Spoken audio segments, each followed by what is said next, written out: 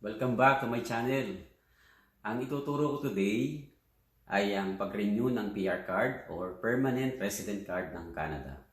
Sundan nyo lang aking step by step para ma-send nyo ng maayos ang inyong application. Okay, PR Card Renewal Application, Canada.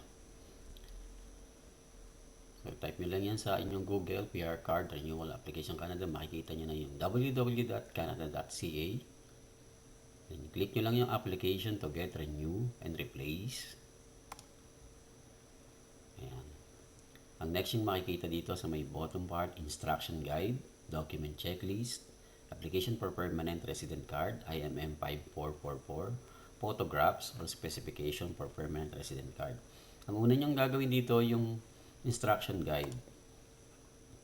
Sabi dito sa instruction guide, ito yung mga kailangan. Before you apply, gather the documents, fill out the application, pay the fees, mail the application. Unang-una, ang kailangan nyo lang naman dito ay yung document checklist na IMM 5644 na may mailing address yung kung saan nyo ipapadala yung inyong application for renewal ng permanent resident card. Tapos yung application for permanent resident card na form din yon, IMM 5444. Tapos yung copy ng passport nyo for 5 years. Tapos magbabayad din kayo ng fees, $50. So, yun naman ang mga kailangan. Mag-fill out na tayo ng application. Sa fill out ng application, makikita niyo application for permanent resident card. Ito yung sinasabi kong IMM 5444. Tapos yung document checklist, importante ito. Ito yung form na isasama sa pag-send ng application. Tingnan muna natin yung document checklist na IMM 5644. Ito yung mga kailangan sa pag-send ng inyong application. Open lang yan. Ito na yung checklist. Ang sabi dito sa checklist, I have enclosed the following item. Kailangan daw na isasama mo talaga to. Itong mga boxes na ito, kailangan mo i-check to.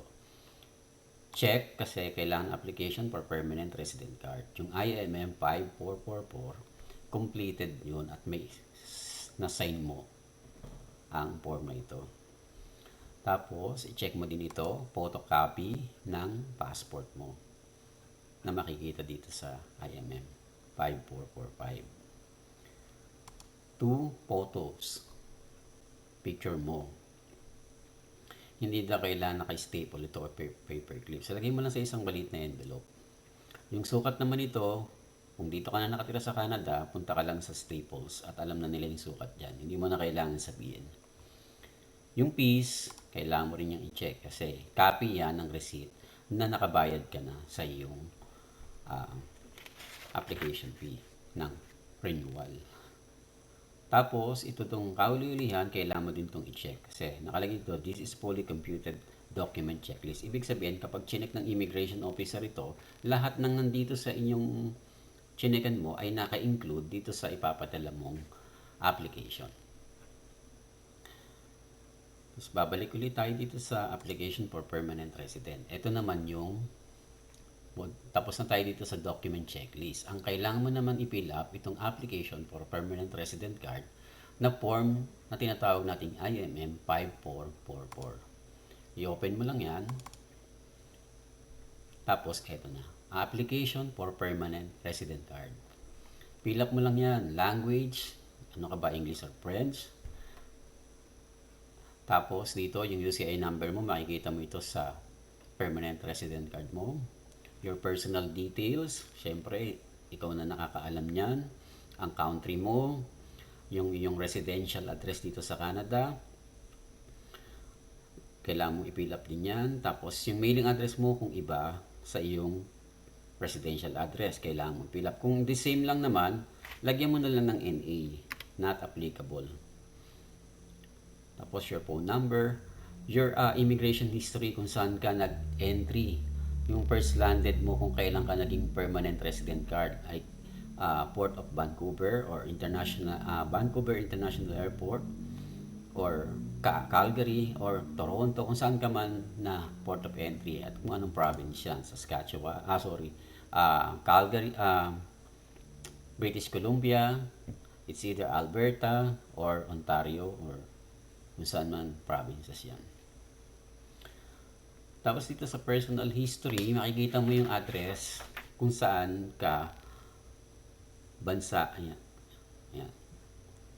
Nanggaling for 5 years. Address, inside and outside. So, kung saan ka mang bansa at saka yung dito yan sa Canada. Work education, ayan, kailangan mo rin. Dahil kung saan ka nagtrabaho simula nung 5 years hanggang present.